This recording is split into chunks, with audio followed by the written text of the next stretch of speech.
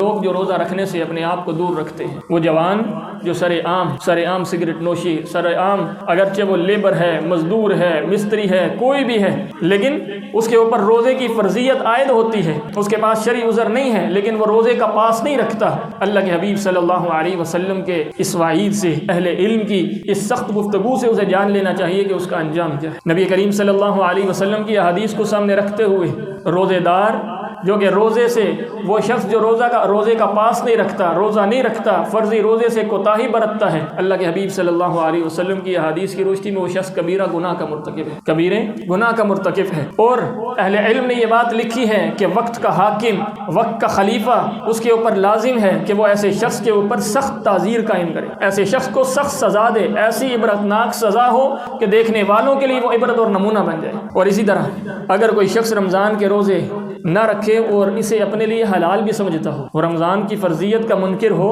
اور رمضان کے اندر روزے نہ رکھنا اس کو اپنے لیے حلال سمجھتا اور اس کا علم بھی رکھتا ہو، تو شیخ الاسلام امام ابن تیمیہ امام اہل سنہ رحمہ اللہ تعالیٰ فرماتے ہیں یہ شخص واجب القتل ہے۔ وقت کا خلیفہ، وقت کا حکمران، اس کو اختیارات حاصل ہیں کہ وہ ایسے شخص کی گردن قلم کر دے جو اسلام کے ایک فریضے کا منکر ہے، کیونکہ دین اسلام کے فریضوں میں سے ایک بنیادی فریضہ رمضان کے روزے کا قیام ہے، رمضان کے روزے کو قائم کرنا، اس کو رکھنا ہے۔ اور بغیر عذر کے اگر کوئی شخص روزہ چھوڑتا ہے تو عرب کے شیخ امام ابن عثیمین رحمہ اللہ تعالیٰ وہ فرماتے ہیں کہ جو شخص بغیر کسی شرعی عذر کے روزے کو چھوڑتا ہے وہ فاسق ہو جاتا ہے، اور اسے چاہیے کہ اپنے فسق سے توبہ کرے۔ اس کے دل پر اللہ نے مہر لگا دی ہے، جب تک وہ توبہ نہیں کرے گا اس وقت تک اس کی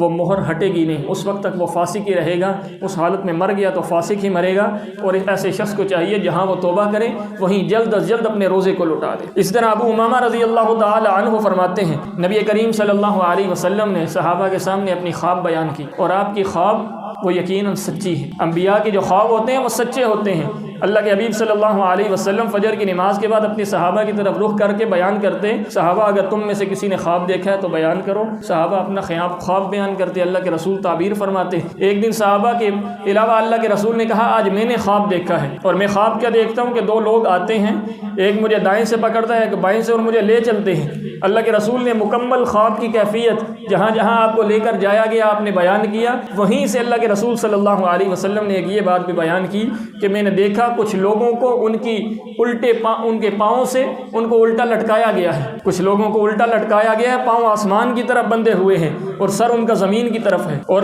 رائٹ لیفٹ میں فرشتے کھڑے ہیں، دو لوگ کھڑے ہیں جو ان کے منہ کو چیر رہے ہیں، اور یکے بعد دیگرے یہ عمل چلا جا رہا ہے۔ نبی کریم صلی اللہ علیہ وسلم فرماتے ہیں میں نے پوچھا یہ کس قسم کے لوگ ہیں، یہ کون لوگ ہیں جن کے ساتھ یہ معاملہ کیا جا رہا ہے؟ نبی کریم صلی اللہ علیہ وسلم فرماتے ہیں میرے پوچھنے پر مجھے بتلایا گیا کہ یہ وہ لوگ ہیں جو افطاری کے وقت سے پہلے افطاری کر لیا کرتے تھے، روزہ رکھنے والا بھی، روزے دار بھی، جو روزے کا قیام کرتا ہے، روزے کا پاس رکھتا ہے، لیکن افطاری کے وقت سے پہلے اگر وہ روزہ جان بوجھ کر افطار کر لیتا ہے تو اس کے لیے اتنی سخت سزا ہے، تو وہ شخص جو روزہ رکھتا ہی نہیں ہے اس کا معاملہ کیا ہوگا؟ رب العالمین ہمیں اس گناہ سے بچنے کی توفیق دے، ہمارے نوجوانوں کو اس گناہ سے بچنے کی توفیق دے۔ وہ طبقہ جو اس علم سے ناآشنا ہے، جو روزے کا خیال نہیں رکھتا، جو روزے کا پاس نہیں رکھتا، روزے کی فرضیت سے ناآشنا ہے، الہ العالمین ہمیں توفیق دے ہم ان تک پہنچائیں، اور رب العالمین انہیں توفیق دے کہ وہ روزے کا پاس رکھیں۔ اللہ کے حبیب صلی اللہ علیہ وسلم کے صحابی سیدنا عمر بن خطاب رضی اللہ تعالی عنہ نے اپنے دور خلافت کے اندر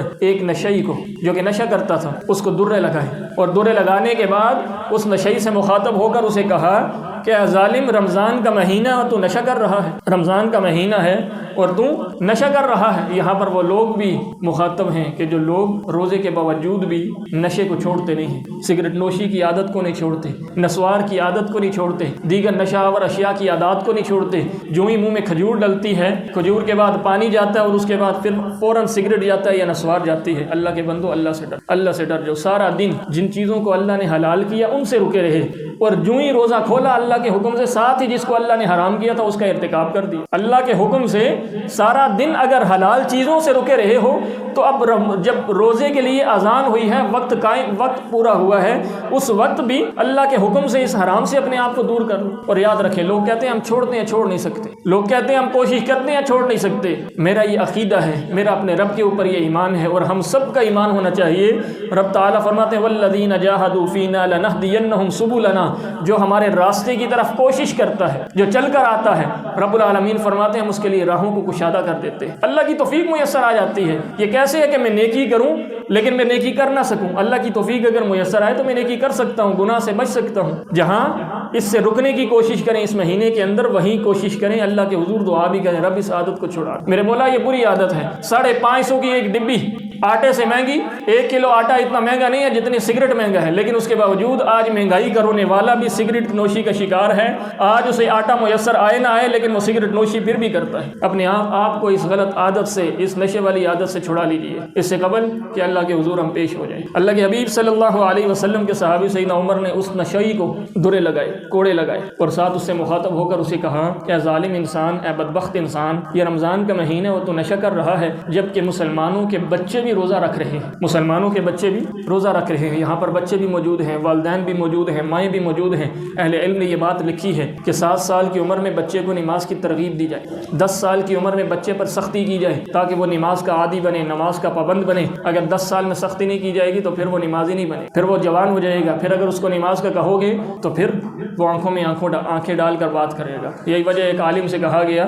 کہ آج میں نے اپنے بیٹے کو جب نماز کا کہا تو اس نے آگے سے مجھے تماچا رسید کیا، میں نے تماچا مارا تو اس نے مجھے تماچا رسید کیا۔ تو اس عالم نے پوچھا بتلاؤ بچے کی ایج کیا ہے؟ اس نے کہا جوان بچہ ہے۔ اس نے کہا جو کام آج سے بہت پہلے تمہیں کرنا چاہیے تھا وہ کام تم نے ابھی کیا تو اس کا رزلٹ تو پھر یہی نکلنا ہے۔ اور غالباً ائمہ اہل سنہ میں سے کسی امام کے پاس ایک خاتون اپنے بچے کو لے کے آئی 5 سال کی عمر میں، کہا کہ اس کی تربیت کیجیے، اور انہوں نے جواب میں یہ کہا کہ تربیت کا وقت تو گزر چکا ہے، ابھی تو یہ 5 سال کے تم ابھی لے کر آئی ہو۔ یعنی مسلمان کے بچے کی تربیت پیدائش کے ساتھ ہی شروع ہو جاتی ہے، جو ہی دنیا میں آتا ہے بلکہ اس کے دنیا کے آنے سے پہلے اس کے ماں کے پیٹ کے اندر اس کی تربیت شروع ہو جاتی ہے۔ اور سیدنا عمر بن خطاب رضی اللہ تعالیٰ عنہ کے اس فرمان کو سامنے رکھتے ہوئے اہل علم نے اس بات کو لکھا ہے کہ 10 سال کی عمر میں بچے کو روزہ رکھنے کا کہا جائے گا۔ اگر بچہ تندرست ہے، توانا ہے، تو پھر اس کو کہا، جیسے نماز کے لیے ہم زور ڈالتے ہیں اسی طرح روزے کے لیے بھی اس بچے کو ترغیب دی جائے، کوشش کی جائے تاکہ وہ روزہ رکھے اور اس کی عادت بن جائے روزہ رکھنے کی، تاکہ وہ جب 13-14 سال کی عمر میں، بلوغت کی عمر میں جب اس کے اوپر روزہ فرض ہو تو پھر وہ آسانی سے روزہ رکھ سکے، نہ کہ روزے کا انکار کرے یا روزہ رکھنے سے اپنے آپ کو پیچھے رکھے۔ اللہ کا الحاکمین رمضان کی ان ساعتوں کو، جو مبارک ساعتیں ہیں، جو مبارک گھڑیاں ہیں،